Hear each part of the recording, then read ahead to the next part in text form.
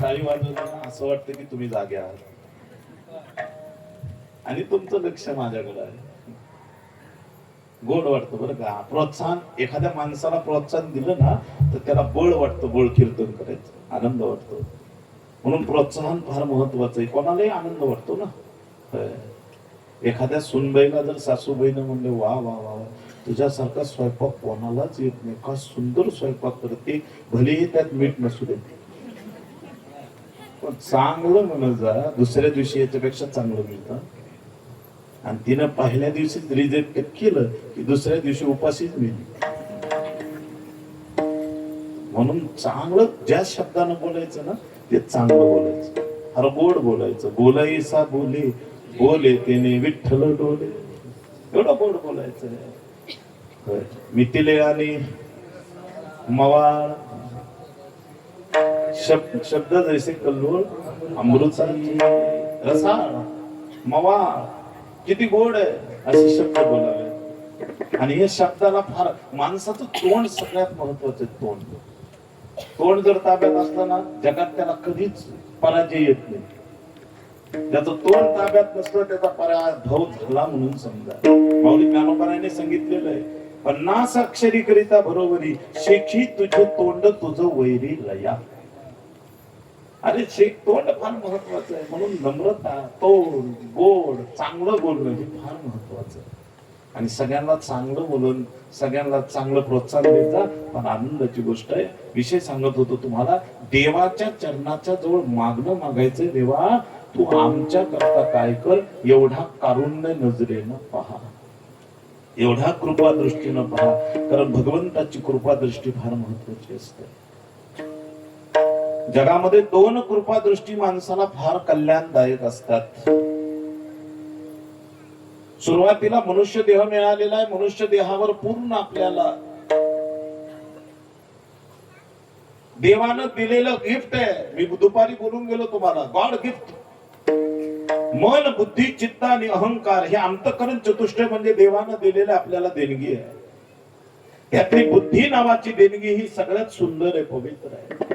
सहजासहजी या बुद्धीचा हा जो वापर आहे हा परमात्म चिंतनामध्ये, भगवंताच्या त्या चरित्रामध्ये शुद्ध स्वरूपानं जर केला ना तर ऑटोमॅटिक मनाचा विकल्प भाव संपून जातो.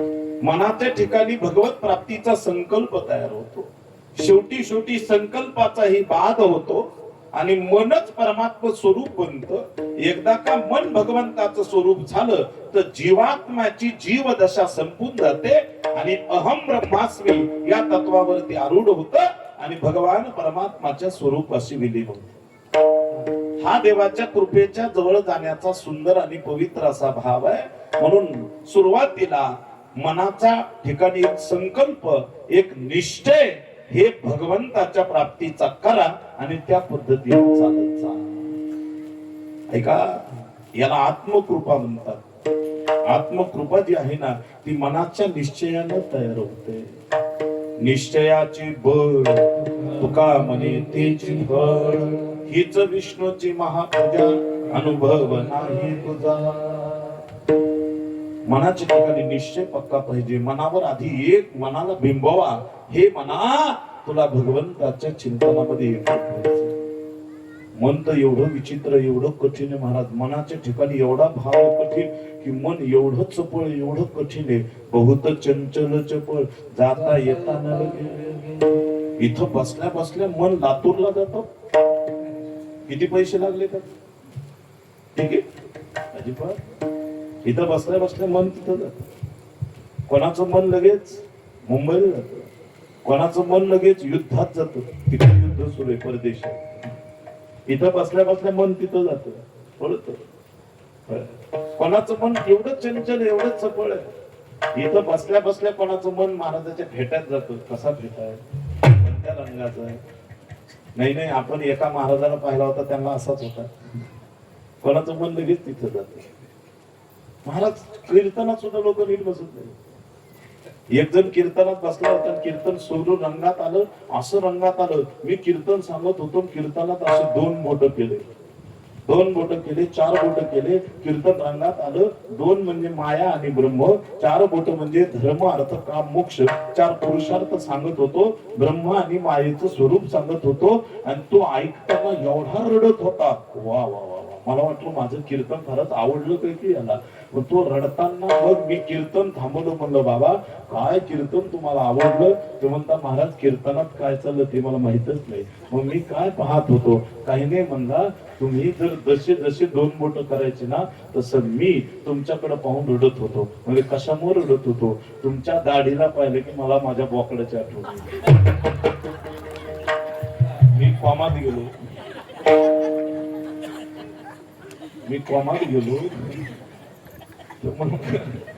मला पाहिलं की माझ्या बोकडाची आठवण झाली.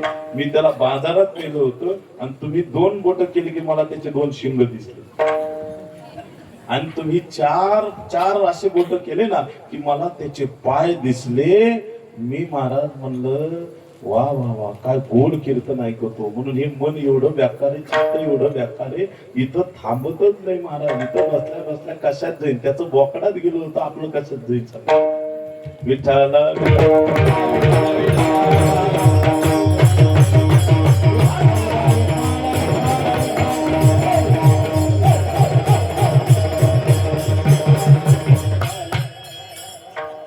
न घाला विधाव मनाची आवडी,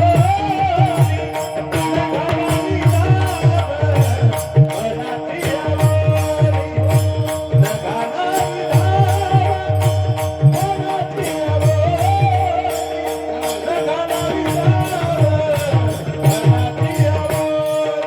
मनाची आवडी.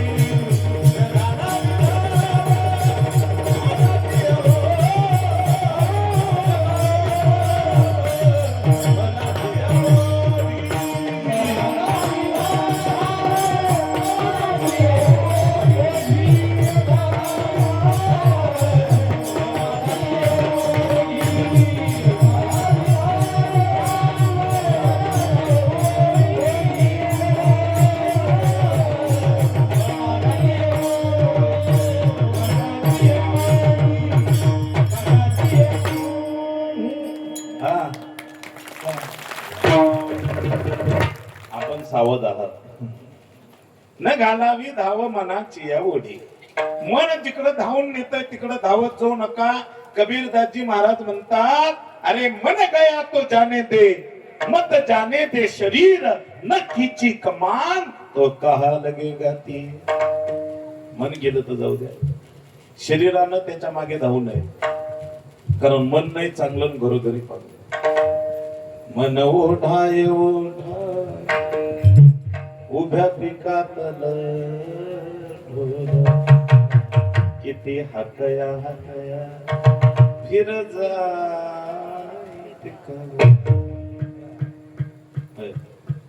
मन एवढं चंचल असते. एकादशीच्या दिवशी सुद्धा मनाला वाटतं. एकादशी करतात नाही ग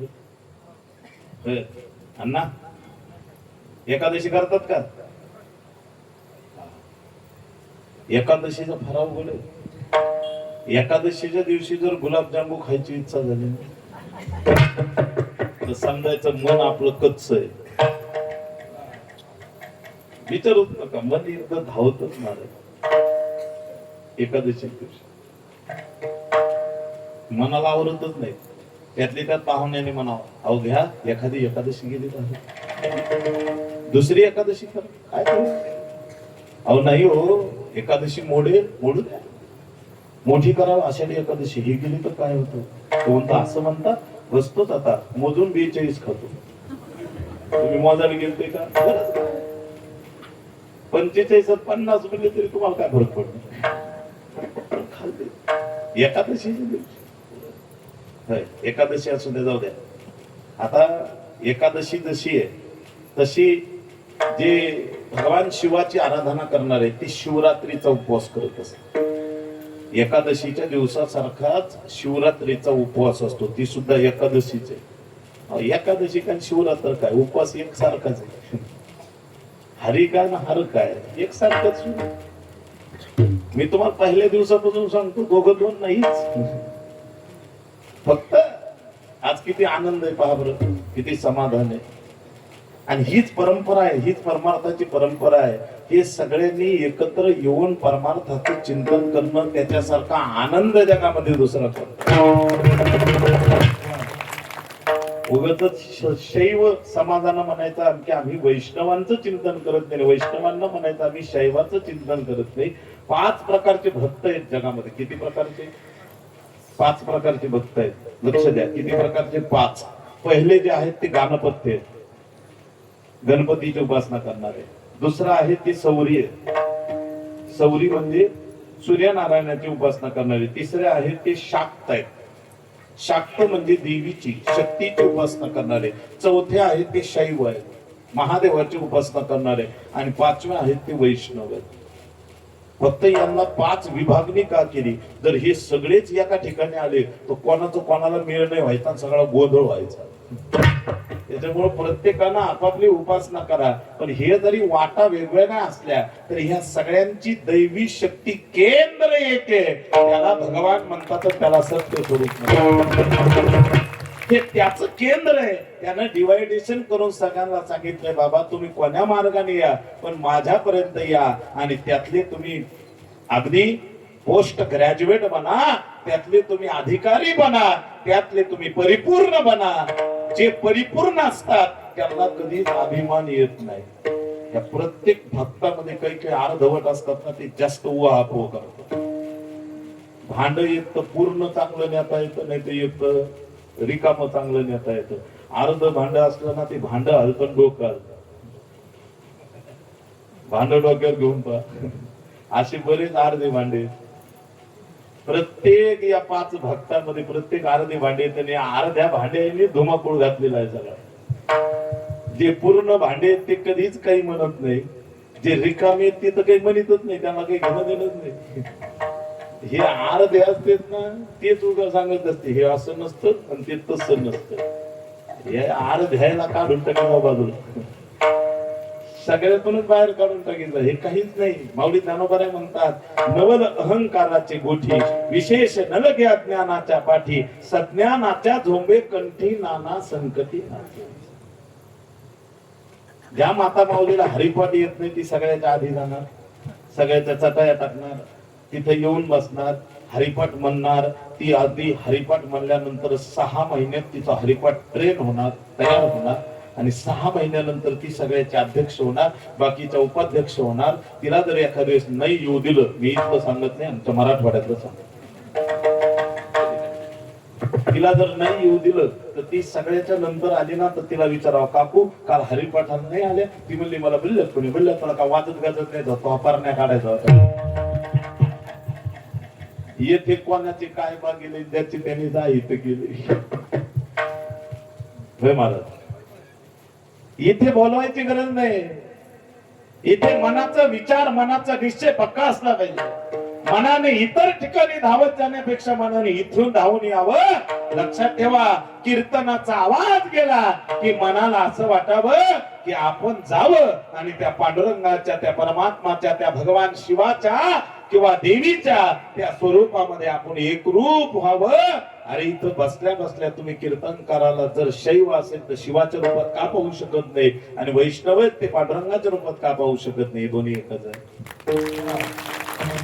मनाचा संकल्प पूर्ण झाला पाहिजे, म्हणून मनाच्या संकल्पाने इथे येऊन बसा, त्याच्याशी एकरूप व्हा. हा सगळ्यात मोठा आनंद आहे, समाधान आहे. म्हणून मनाचा संकल्प महत्वाचा आहे. मनाला एक ठिकाणी एकरूप करा. मग तो मन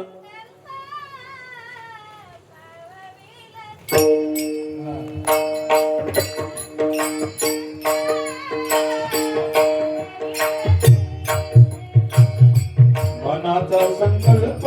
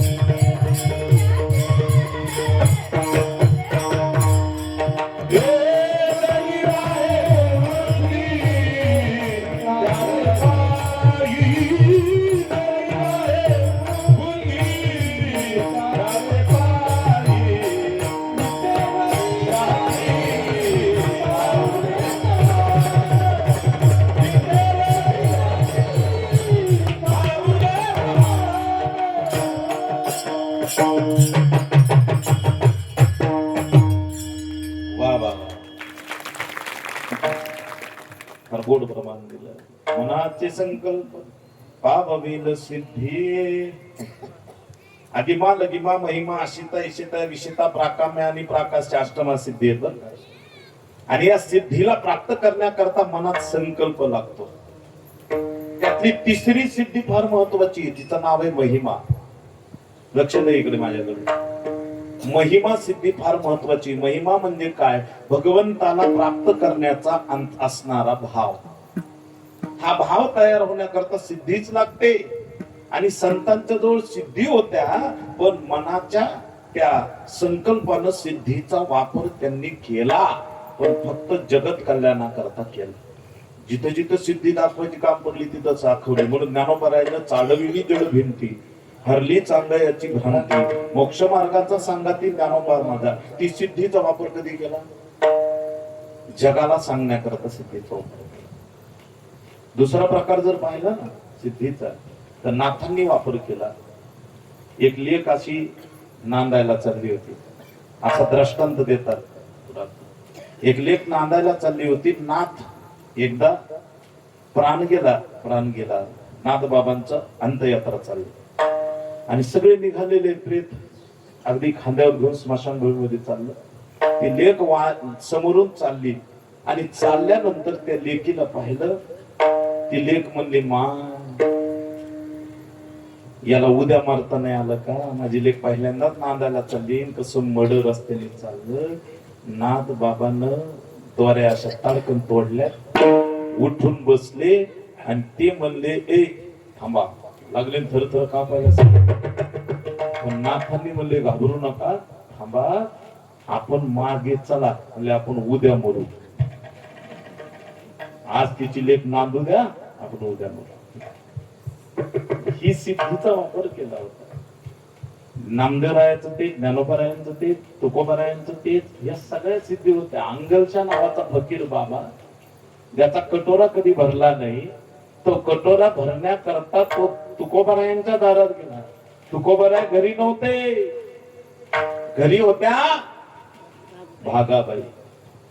जोंधळे आणले होते, जोंधळे, ते सुद्धा उसने आणले होते.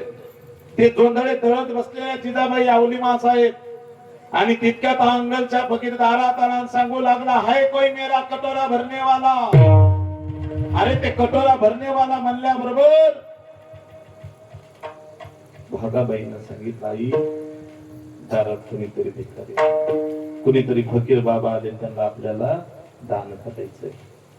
आईनं सांगितलं, दुसऱ्याकडून पीठ आपण जोंधळे उसने आणलेले, तर त्याच्यातलं पीठ द्यायचं. बापासारखीच झाली बाई. हात हाणला, लक्षात ठेवा, शुद्ध बीजापोटी, गळे रसाळ कोमटी. त्या लेकरानं लगेच मुठभर उचललं. त्या आईनं त्या मुठीवर हात मारला, नुसते हात रिकामे आणले आणि पीठ नुसतं कटोऱ्यात झटकलं. तर कटोरा तर भरला, पण तो अंगलच्या बाबा असा गळ्यापर्यंत पिठात बुजला. कटोरा भरत नव्हता, तो गळ्यापर्यंत बुजला. तो म्हणला, क्या तुम्हीही तुकाराम हो? ती भागाबाई म्हणले, बाबा इथं नाहीच, बाबा गेले भंडाल्या डोंगरावर भजन करायला. अरे तिला नीट बोलता येत नव्हतं.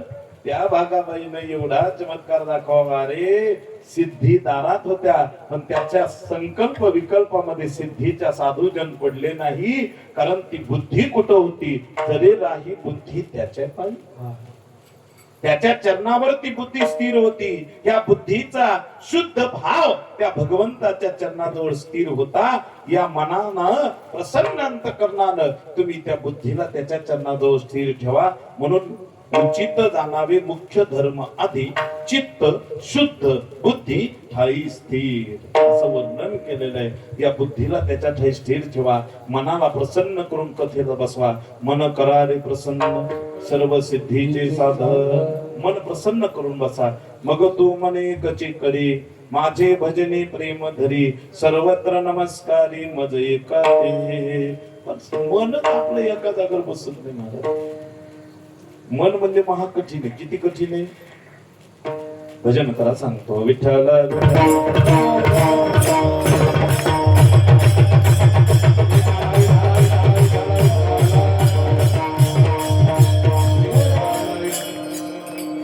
दहा वस्तू चंचल आहेत. मन, माकड, माशी, मासा, मधुकर म्हणजे भुंगा, रमा म्हणजे लक्ष्मी. चंचल, हे सगळे चंचल पदार्थ आहेत. एवढे चंचलित, एवढे चंचलित विचारूच नका महाराज. माशी सगळीकडे बसते, पण माशी सगळ्यात आधी इस्त्यावर बसते. तरी हो म्हणतात. माशी सगळीकडे बसते, पण इस्त्यावर बसत नाही. मन सगळीकडे बसतं, पण इथं लवकर बसत नाही. मन लवकर इथं बसतच नाही महाराज. कित्येक जण नुसतं शरीरानंच इथं आहे. कारण कथा कीर्तनात येणारे तीन असतात. काही हौशी असतात, काही गौशी असतात, आणि काही नौशी असतात. काहीला घरी झोप येत नाही म्हणून आपण एरवी तर 11 वाजेपर्यंत दाबवतो. इथं जाऊन गेल्यावर काय म्हणून हौस म्हणून आलेले असतात. काही नाही बुवा, कीर्तनाला गेलं चांगलं असतं, आपले वडील जात होते, आपले आजोबा जात होते, आपण परंपरा आहे, आपण गेलं पाहिजे, हे नौशे. हे जाऊन येतात. आणि काही कीर्तनात पाहायला आलेले असतात.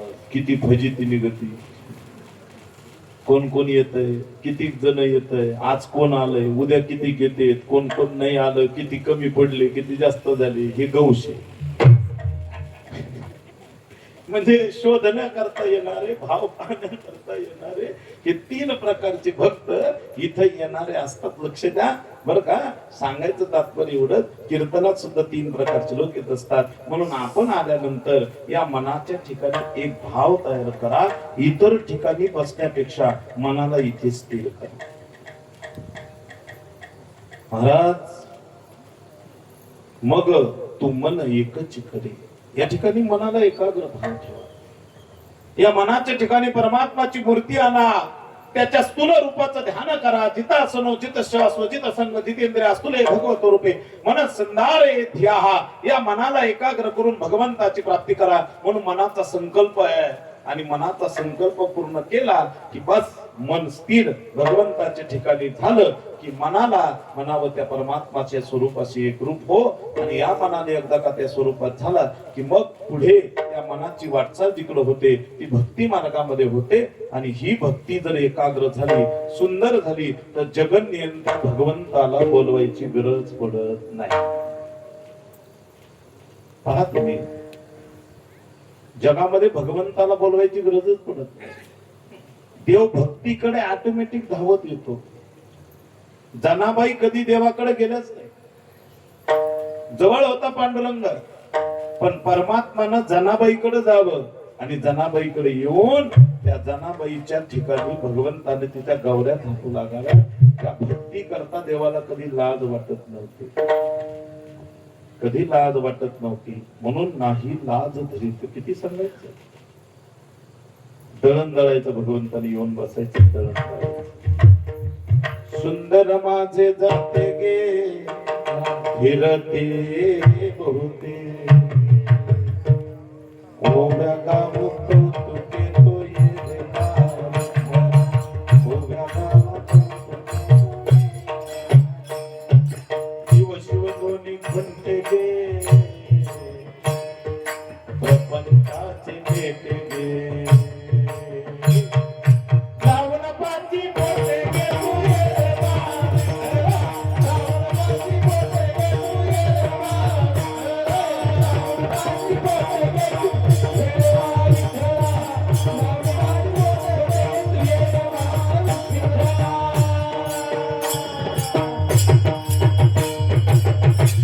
देवाला जात म्हणायची लाज वाटत नव्हती हो. देव लाज अगदी जात म्हणायचा. काय म्हणावं जनाबाई, जात्याच्या मुखी घालिते मोत्याचे दाणे. जात्याच्या मुखी घालिते मोत्याचे दाणे.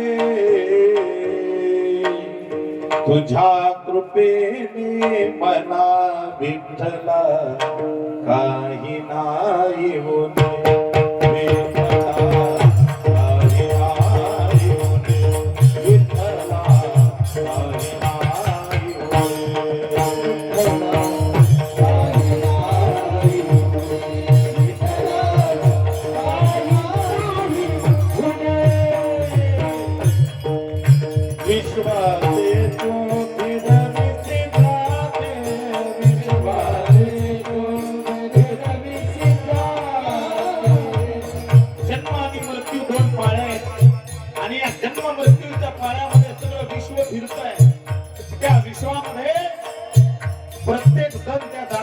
आहे आणि या जन्म मृत्यूच्या 2 पाळ्यामध्ये तुमचं आमचं ठरलेलं आहे.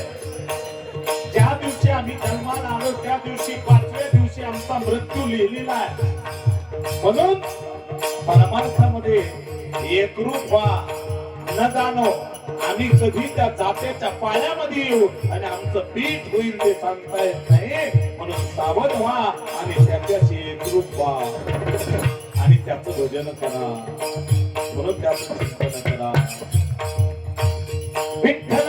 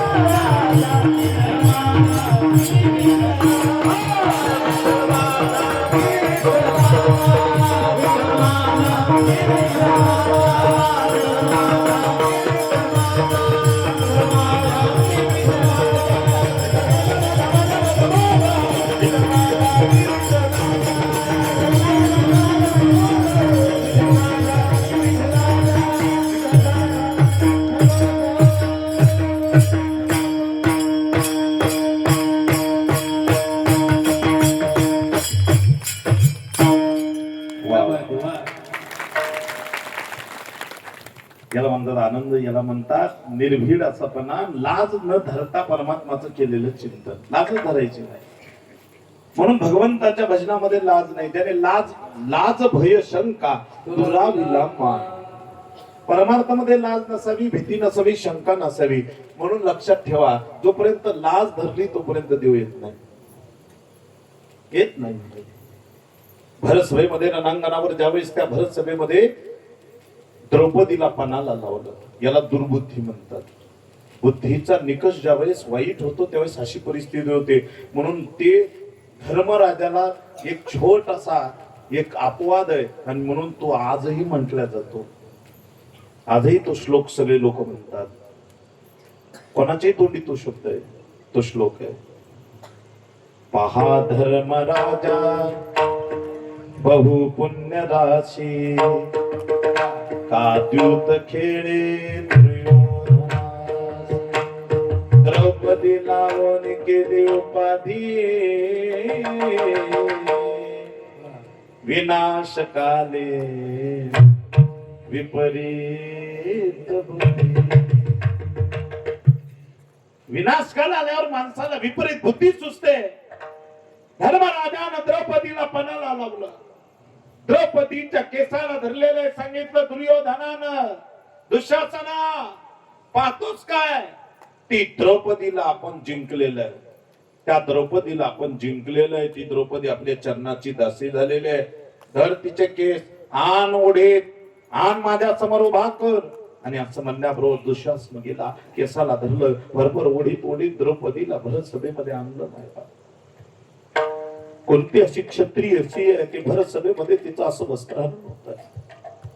दुःशासना पाहतोच का, भेट तिचं वस्त्र. द्रौपदी धाय मोकळून लढत होती. भीष्माचार्याला सांगत होती, द्रोणाचार्याला सांगत होती की कोणती अशी कुलवधू आहे की ती अशी एवढी त्रासामध्ये असते, एवढ्या दुःखामध्ये असते, की असं होऊ शकत नाही. एकदा माझा ऐका ना, माझे वस्त्र नका ना ओढू. पण दुःशासनानं पाहिलं नाही, वस्त्रा करता हात घातला, वस्त्र ओढू लागला. वस्त्र ओढत असताना द्रौपदीनं पाहिलं भगवंताला एका हातानं बोलवत होती आणि एका हातानं त्या वस्त्राला धरत होती. एक हातच वर होता आणि एक हात असा वस्त्राला होता. परमात्मा येईच ना. द्रौपदी म्हणू लागली, धाव ना लवकर. कोठे गुंतलाची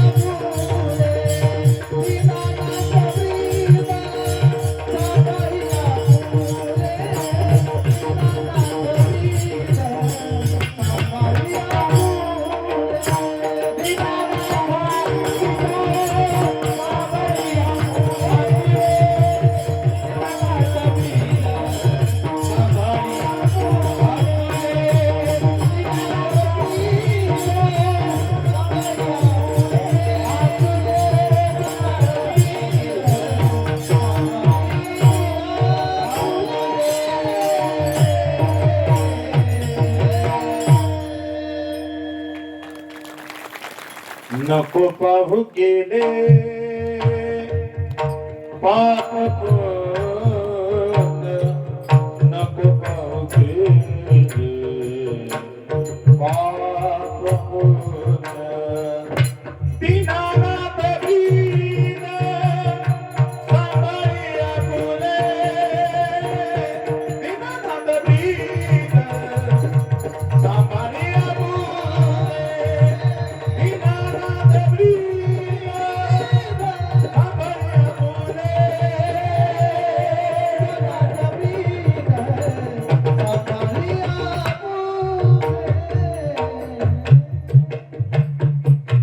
जगाच्या माय बापा तुला यावं लागेल, देव येईना.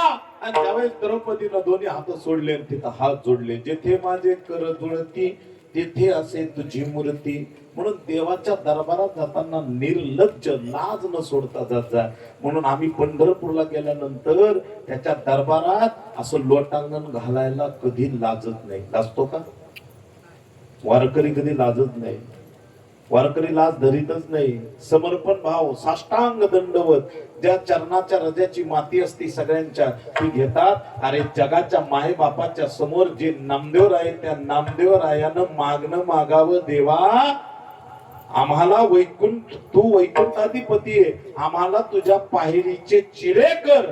जे संत येतील साधू येतील त्याच्यावर पाय देतील पुढे जातील, त्यांची पाय धूळ पडेल एवढ्या मोठ्या महात्म्यानं मागावं. आपली लाज टाकून द्यावी. तर तुम्ही आम्ही कुठपर्यंत किसमे गलबाला. आणि आपल्याला मोठेपणा मी का साधा आहे का? एखाद्या मुलं चला कीर्तनाला, ते मुलं कीर्तनाला जाऊन मी का चटईवर बसत असतो का? मी का आंडू पांडू आहे का? आहे तू कोण? तू किमतीचा आहे कोणता? तुला किंमत काय? जगाच्या बाजारात तू तेवढाच. उग तुझ्याजवळ संपत्ती आहे, धन आहे, चांगला आहे म्हणून थोडस म्हणायचं तुला, नाही तर तुझी किंमत झिरो आहे. तुझ्याच घरचे तुला संपत्ती झाल्यावर म्हणते मरत कमवून नाही, कदर आणला. एखाद्याला भ्रम आहे, भ्रम. हा भ्रम फोडून टाकीचा, सोडून देत जा, इथं धरत जाऊ नका.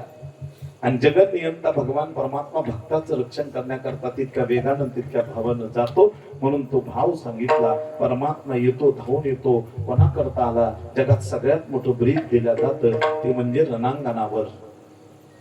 कौरव पांडवांचं युद्ध 18 दिवस झालं.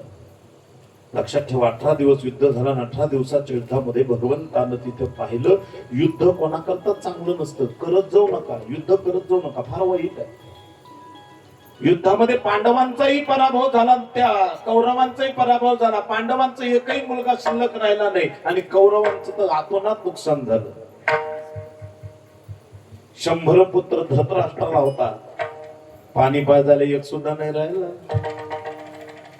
कुणी अभिमान धरत जाऊ नका, मला 5 आहेत, मला 6 आहेत, मला 3 आहेत. एका पाठ्यानं असा अभिमान धरला, मला 4 खांदे करीन, 5वा मडक धरी आपला.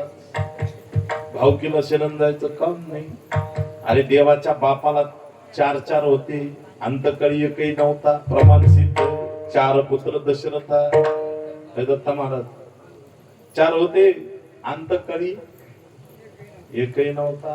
राम राम करीत मारावं लागलं. 2 तिकडे होते आजोळी आणि 2 वनवासात होते, एकही नव्हता. आपलं कशात घेऊन बसले तुम्ही? 5 आहेत आणि 6 आहेत. शक्यच नाही, काहीच नाही. म्हणून लक्षात ठेवा, याच्यामध्ये कुठल्या प्रकारची लज्जा नसते, कुठल्या प्रकारची लाज नसते. जगाच्या मायबापानं पाहिलं, रणांगणावर येऊन बसले. 18 अध्याय गीता तिथं तयार झाले. ऐका, युद्ध म्हणजे महाभारत म्हणजे काय? महाभारत म्हणजे दही आहे.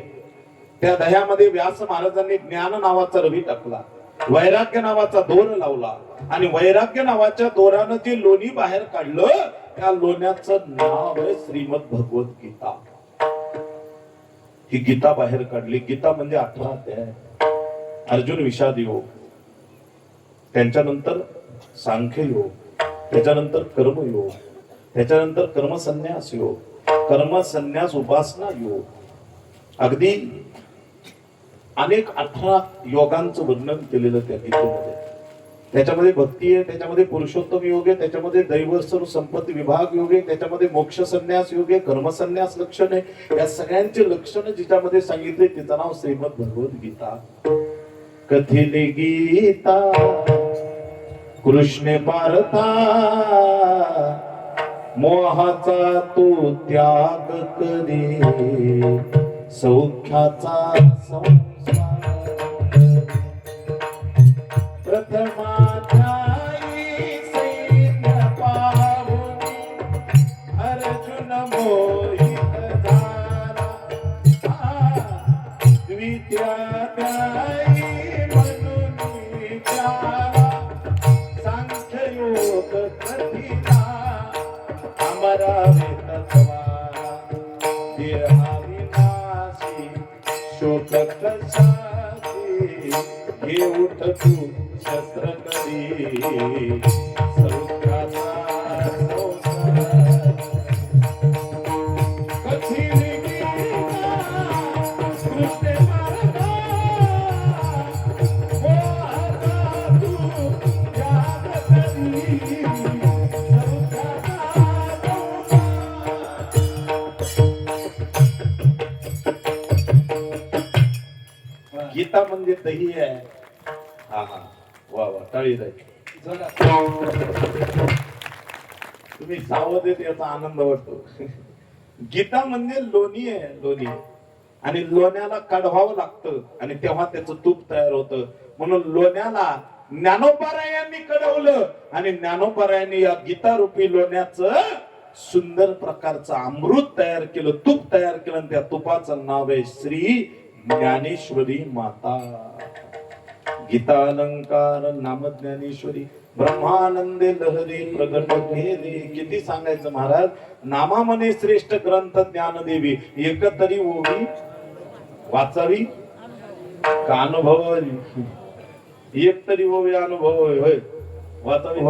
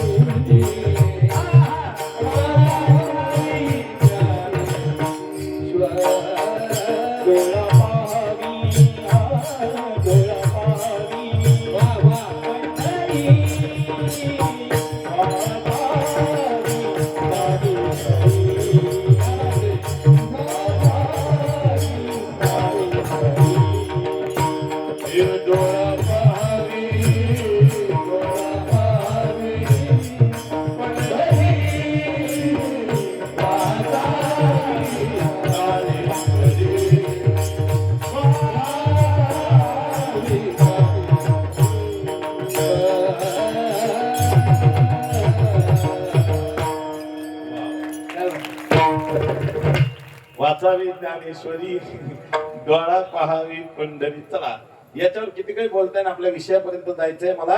म्हणून गीता हे तत्व तिथून तयार झालं. ते रणांगण होतं. 9 दिवस भीष्माचार्य युद्ध करत होते. 9वा दिवस होता. भीष्माचार्याला काही होत नाही, अर्जुनाला काही होत नाही. दुर्योधन भीष्माचार्याकडे गेला. रात्रीची वेळ होती आणि भीष्माचार्याकडे जाऊन सांगू लागला, भीष्माचार्य तुमच्या हातून एकही पांडव मरत नाही. पांडव मरणार नाही का? देवतारी तया मारिल ते कोण नमोडे काटा हिंडतावर. देव तारणारा असल्यावर जगात मारणार कोणी नाही. जगात मारणारे किती असली तरी त्याने वर तारलेला असल्यावर जगात माणूस मरत नाही. कित्येक जण महाराज मृत्यूच्या वेळी खेळातून बाहेर आलेले, कारण तारणारा तो आहे. जगाचा मालक आहे भगवान परमात्मा आहे. तो सांभाळणारा असला पाहिजे. त्याच्यावर विश्वास ठेवत जा. म्हणून त्याची कृपा महत्वाची. मी कृपा या संबंधाने बोलत होतो. पहिली आत्मकृपा, दुसरी शास्त्र कृपा, तिसरी गुरु कृपा. आणि या गुरु कृपेनं, आत्मकृपेनं, शास्त्र कृपेनं साक्षात्कार होतो. त्या साक्षात्काराला भगवंताची कृपा होती. आणि ही कृपा महत्वाची आहे, ती कृपा व्हावी त्याच्या करताच केलेला अट्टहास आहे. मग भगवंतानं पाहिलं, प्रतिज्ञा केली भीष्माचार्यानं, जा मी उद्या एकही पांडव शिल्लक ठेवणार नाही. कर्णाला मी युद्ध करायचं सांगतो असं म्हणल्याबरोबर त्या भीष्माचार्याचं डोकं उठलं आणि त्याने सांगितलं, जा उद्या एक निष्पांडवी पृथ्वी करवी तरच रणांगणावर देह ठेवी. तरच गंगानंदन म्हणवेल. गंगानंद भीष्माचार्याची प्रतिज्ञा द्रौपदीला कळाली आणि द्रौपदी विचार करू लागली, आता काही खरं नाही, पूर्वेचा सूर्य पश्चिमेला उगे पण भीष्माचार्याची प्रतिज्ञा खोटी होणार नाही. द्रौपदी म्हणायला लागली, काय करावं. रात्रीचे 12 वाजले. द्रौपदी हाक मारत होती आणि त्याला बोलवत होती, धावरे लवकरे कृष्णा धावरे लवकरे, संकट पडले भारी हरी तो आमचा कैवारी, आले विघ्न निवारे, धावरे लवकरे, धावरे लवकरे कृष्णा धावरे लवकरे. देवाला बोलवत होती. देव यायला तयार नाही. रात्रीचे 12 वाजलेले. द्रौपदी उलट बोलू लागली, उद्या मी हिरवा पात्र नेसणार, कपाळी हिरवा, कपाळी गंध मळवट भरणार, हिरवा चुडा भरणार, मी सती जाणार, तू येणार नाही, भगवान परमात्मा यायला तयार नाही, पण उद्या लोकांना सांगून जाणार या परमात्माची भक्ती कोणी करू नका. याची किती जरी भक्ती केली तर तो सांभाळत नाही. हे शब्द देवाच्या जिव्हारी लागले आणि भगवान परमात्मा येऊन समोर उभा राहिले. काय द्रौपदी तुझं म्हणणं आहे, ऐक, सांग, मी तुझ्या समोर उभा आहे. द्रौपदीनं सांगितलं, देवा अरे उद्या निष्पांडवी पृथ्वी होणार, भीष्माचार्याची प्रतिज्ञा. भगवान मला, द्रौपदी तुला खरं सांगू का, त्या बुवापुढे आपल्याला काहीच करता येत नाही. त्या बुवापुढे आपल्याला काहीच करता येत नाही. तुला तुझं काम स्वतःला तुला करून घ्यावं लागेल. पहाटे 4 वाजता उठ. रात्रभर द्रौपदी भजन करीत होती. पहाटे 4 वाजले. द्रौपदी उठल्या गेली. द्रौपदी उठल्या गेली आणि द्रौपदीच्या जवळ गेल्यानंतर मग ऐका, लक्ष द्या, द्रौपदी उठल्या गेली, द्रौपदीच्या जवळ गेली. द्रौपदीनं पाहिलं आणि भगवान परमात्मानं तिला घेतलं, सांगितलं, चल कुठं जायचंय, भीष्माचार्याच्या शिबिरात जायचंय. ऐका ऐका ऐका. द्रौपदी चालू लागली. रक्त मांसावर तिचे पाय पडू लागले. पडता पडता भगवंतानं तिला पाहिलं. जसं पाहिलं तसं खांद्यावर घेतलं आणि तिला घेऊन चालला. म्हणून देव एवढा कृपाळू आहे. त्याचे पाय घाला मिठी मोलन घे, हे भावा हे गदने खांदवा हे पुण्या, त्याचे पाय घाला, त्याच्या पायावर मिठी घाला. जगामध्ये त्या पायावर मिठी घातल्यानंतर कधी काही कमी पडत नसतं. द्रौपदीला घेतलं, भरत सभेमध्ये खांद्यावर घेतलं, उचलून नेले. द्रौपदीला सांगितलं, जा द्रौपदी आतमध्ये जाऊन नमस्कार कर. द्रौपदी आतमध्ये गेली. भीष्माचार्य आरती करत होते पांडुरंगाची. द्रौपदी आतमध्ये गेली आणि द्रौपदीनं पाय पडले. महाराज हात जोडले द्रौपदीने आणि हात जोडून म्हणायला लागली, खळ खळ खळ खळ बांगड्या वाजल्या. कुणीतरी स्वाशीनबाई दर्शना करता आली. भीष्माचार्याच्या तोंडून शब्द बाहेर पडले, अखंड सौभाग्यवती भव. भगवंतानं टाळी वाजवली. देव म्हणला, झालं का. द्रौपदी पुन्हा पाय पडली. पुन्हा आशीर्वाद, पुत्रवती सौभाग्यवती भव. पुत्रवती सौभाग्यवती भव हे शब्द कानावर पडले. द्रौपदीला भगवान म्हणतात, विचारून घे द्रौपदी. द्रौपदीने विचारलं, मामाजी कालचा शाप खरा का आजचा आशीर्वाद खरा. मामाजी कालचा शाप खरा का आजचा आशीर्वाद खरा. भीष्माचार्य म्हणले, द्रौपदी सांग पांचाले, तुला इथं कुणी आणलं. मला माहिती इथं आणणारा तुला कोणीतरी वेगळा आहे, कुणी नाही. देवानं तोंडावर बोट ठेवलं. मी आलो म्हणून सांगू नको. द्रौपदी म्हणले, नाही मला माहिती आहे, मी एकटीच आले, कोणी बरोबर नाही आणलं. नाही, इतक्या पहाटे तो येऊ शकत नाही. कोण बरोबर आणलंय सांग. द्रौपदी म्हणली, कोणी नाही बरोबर आणलं. तिच्या हाताला धरलं. कोणाकडे पाहते. दारात जोडा राख्या बरोबर आणला. जोडा राख्या मला पाहायचं आहे असं म्हणल्याबरोबर द्रौपदीच्या हाताला धरलं, बरोबर वडीत नेलं आणि द्रौपदी करता जगाच्या माय बापानं रूप धारण केलं. माय बाप मळी लंगोटी गुडघ्यापर्यंत नेसल्या गेला, डोक्यावरचा मुकुट त्याने काढून टाकला, डोक्यावर मुंडाचं बांधला, अंगावर महाराज 12 बंडी बांधलेली, घोंगडी खांद्यावर घेतलेली, वाहना तिच्या पायानं बुडबुडबलेल्या त्या रक्ता मांसानं त्या डोक्यावर घेतल्या आणि जगाच्या माय बापानं त्या डोक्यावर घेऊन तो उभा राहिला.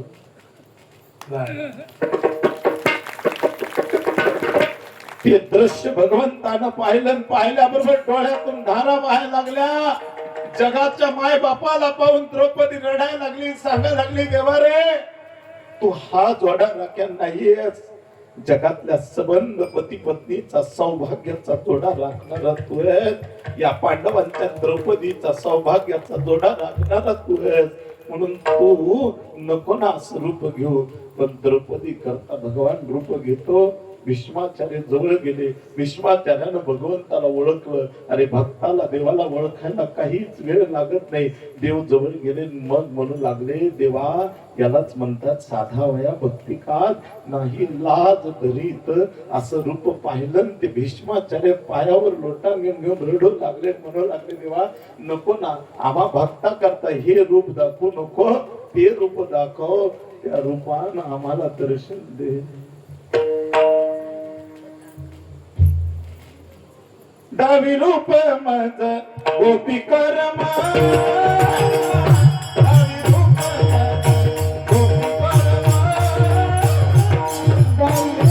मज गोपिका रमा, दावी रूप मज गोपिका रमा, दावी रूप मज गोपिका रमा, ठेवले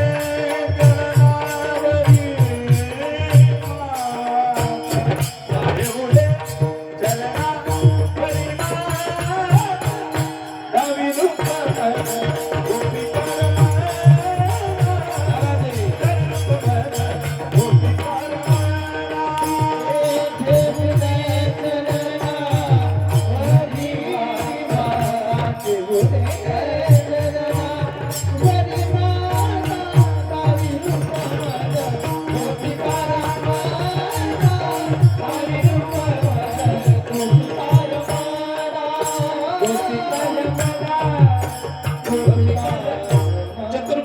भगवान श्रीकृष्णानं प्रगट केले, सांगितलं भीष्माचार्यानं, देवा माझी प्रतिज्ञा जशी भंग केली तशी मी तुझ्या उद्या प्रतिज्ञा भंग करणार, आणि म्हणून ती प्रतिज्ञा भंग करणार हे पूर्ण केला. रणांगणावर युद्ध सुरू झालं, हातात धनुष्य बाण घेतलं आणि अर्जुन रडत होता. भीष्माचार्यानं अर्जुनाला रक्तबंबाळ केलं आणि मग मात्र भगवंताला राहवलं नाही. देव खाली उतरला, अर्जुनाच्या रथाचं चाक घेतलं, गर गर गर गर फिरवू लागला आणि ते फिरवत असताना मग भगवान परमात्माला पाहिलं. भीष्माचार्यानं हातातलं धनुष्य बाण खाली टाकलं आणि भीष्माचार्य शरण आले आणि ते सुद्धा म्हणतात, ऐसियासी शरण जावे शक्ती जीवे न वंची. आपली प्रतिज्ञा मोडतो, आपल्या शक्तीला कुठल्या प्रकारचा तो आपल्या शक्तीचा विचार करत नाही. त्याची प्रतिज्ञा होती न धरी शस्त्र करी सांगे न गोष्टी युक्तीच्या चार. ती प्रतिज्ञा मोडली आणि भीष्माचार्या करता हातात धनुष्य,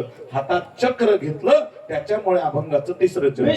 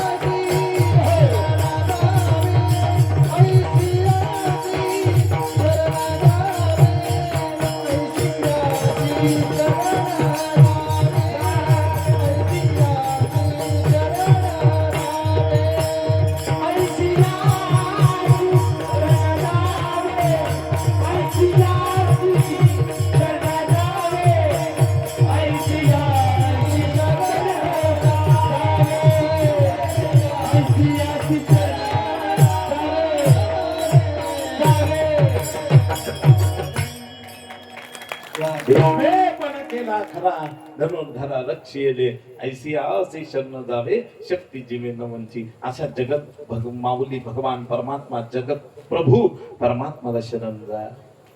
सर्व धर्मान परित्यज्य माम एकम शरणम व्रज अहम ताम सर्व पापेभ्यो मोक्षयिष्यामि मा शुचः. त्याला शरण जावं महाराज. कसं शरण जावं? मिठाचा खडा जोपर्यंत पाण्यात टाकला की जो जसा पाणी होतो तसं भगवंताला शरण जा. सर्व भावानं शरण जा. सर्व भावी देवाची तोहा उत्तरेला पार भव दुस्तर नदी. शरण जावं महाराज. आणि अशा भगवंताला शरण गेलं ना, त्याच्याशी एक रूप, त्याच्या चरणावर एक रूप झालं ना, तर पुन्हा जन्म मरणाचा फेरा राहत नाही. असा जगन नियंता कुठल्या प्रकारची लाज बाळगत नाही. किती मनोदाहरण द्यायचं महाराज. पंढरपूरचं उदाहरण मंगळवेढ्याचं उदाहरण दिलं जातं. दामाजी पंतांना जे बादशहाचे धनाचे कोठाराचे भांडाराचे रखवालदार होते आणि दुष्काळ पडल्यामुळे त्यांनी भांडार मुक्त केलं. लोकांना सगळ्यांना भांडार लुटवून दिलं. घ्या पोटभर जेवा खा सगळ्यांना दिलं. बादशहाचे सगळे फरमान आला की त्याला आपण धरून आणा. दामाजी पंडितांनी एकादशी होती, स्नान केलं आणि स्नान करून आपल्या ज्ञानेश्वरीचं गाथाचं थोडस चिंतन केलं. पांडुरंगाचं दर्शन घेतलं. त्यांना तिथून घेतलं आणि तिथून त्या बादशहाच्या म्हणजेच या बिदरच्या जवळ त्या बादशहाच्या त्याच्या जवळ उभा करण्याकरता समोर नेलं. ज्यावेळेस समोर उभा केलं त्यांना, त्यावेळेस त्या पांडुरंगाच्या समोर चिंता पडली काय करावं. आणि परमात्मानं तिथून जे उडी हाणली तिथून पांडुरंगानं, आणि त्याने रूप घेतलं. कोणतं रूप घेतलं? पाडेवाड झाला. पाडेवाड. त्याने ज्याला आजच्या भाषेमध्ये आपण एखादेच कोतवालही म्हणू असं रूप धारण केलं. ज्याने सुंदर प्रकारच्या कमरेला एक बटवा घेतला आणि बटव्यामध्ये त्याची मोजमाप करून सांगितलं घ्या. दरबारात उभा राहिला आणि दरबारात उभा राहून सांगितलं मोजा तुमचा माल किती होता हे आणलेला आहे. आणि त्या समोर ती हिरे टाकले. हिरे ते पाहिलं महाराजांनी. पाहिल्याबरोबर काय झालं? खळखळावतील मोहरा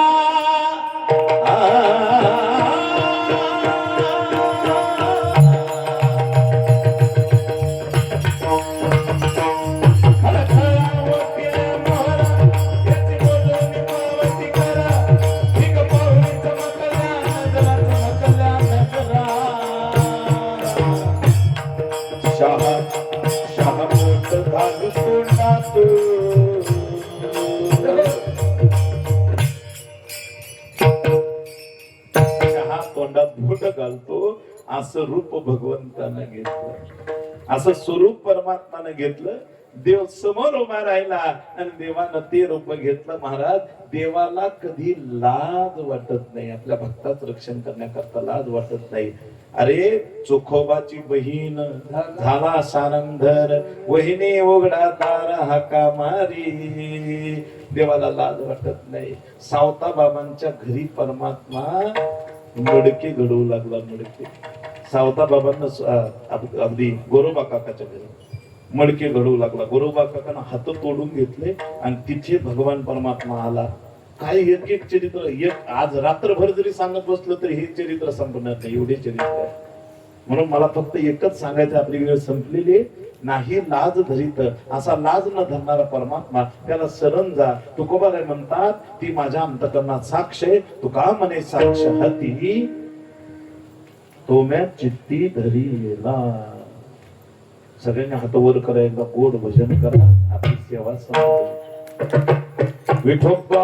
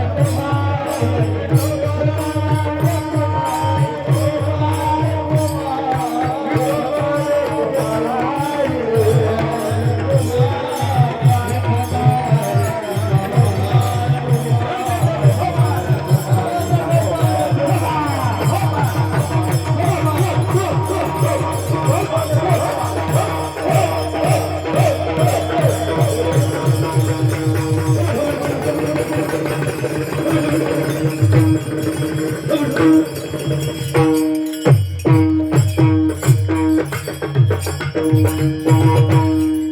सांगता हात खाली घेतल्याबद्दल धन्यवाद. ऐसी आसी शरण जावे शक्ती जीवे नवंची, अशा भगवंताला शरण जा. तो कधीही आपल्याला कुठल्याही प्रकारचं अनुमान न ठेवता आपलं कल्याण करतो. आणि जगन्नियंता भगवान महाराज खरंच कल्याण करणार आहे. आपल्याला प्रेमळाचा त्याचा करुणा भाव आहे आणि भगवंतानं आपल्याला त्याच्याकरता जन्माला घातलेलं आहे. म्हणून आपण आपल्या देहाचा उपयोग चांगल्या करताच करा. म्हणून तुकोबाराय म्हणतात त्याला शरण जा. माझ्याकडे ती साक्ष आहे, म्हणून तुमच्या आमच्याकडे सुद्धा साक्ष आहे. पहा किती देव परमात्मा श्रेष्ठ आहे. जब हम पैदा भये, ज्यावेळेस आपण जन्माला आलो त्यावेळेस आपले चिमुकले ओठ होते. आईचं स्तन कुठं असतं, ते दूध कसं प्यावं ते माहित नाही. पण जगाच्या माय बापानं महाराज कोण करी बाळा दुधाची उत्पत्ती वाढवी श्रीपती सरे दोन्ही, याचं मुख बरोबर स्थानाला लावलं. ते स्तन प्राशन करण्याची बुद्धी याच्या डोक्यात जगाच्या मायबापानं घेतली.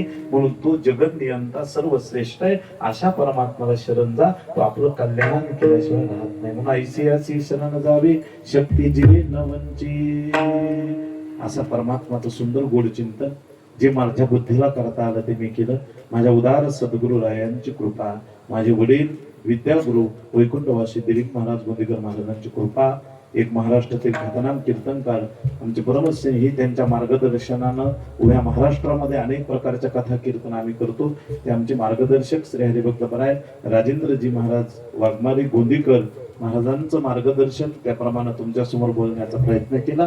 जे काही चांगलं बोललो असेल ते सद्गुरु रायांची कृपा, जे काही वाईट बोललो असेल वाणीचे दोष झालेली सेवा भगवंताच्या चरणी समर्पण करतो आणि याच ठिकाणी सेवेला पूर्ण विराम देतो.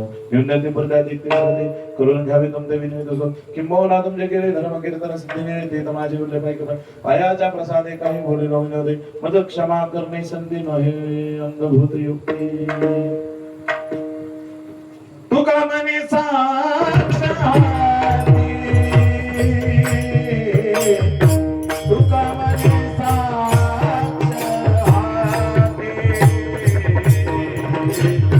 तुका मने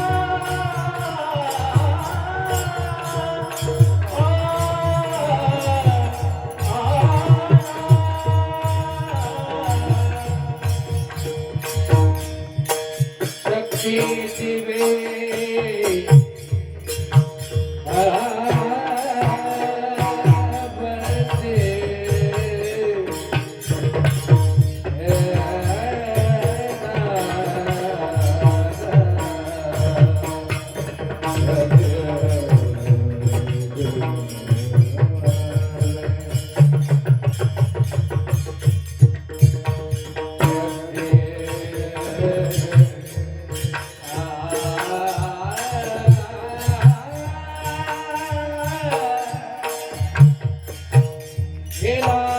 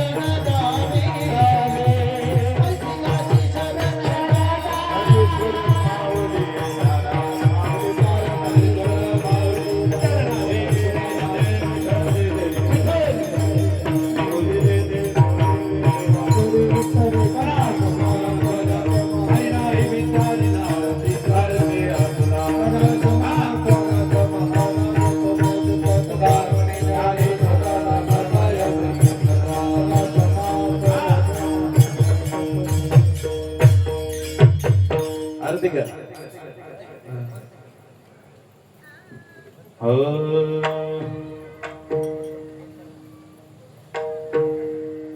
झाले समाधान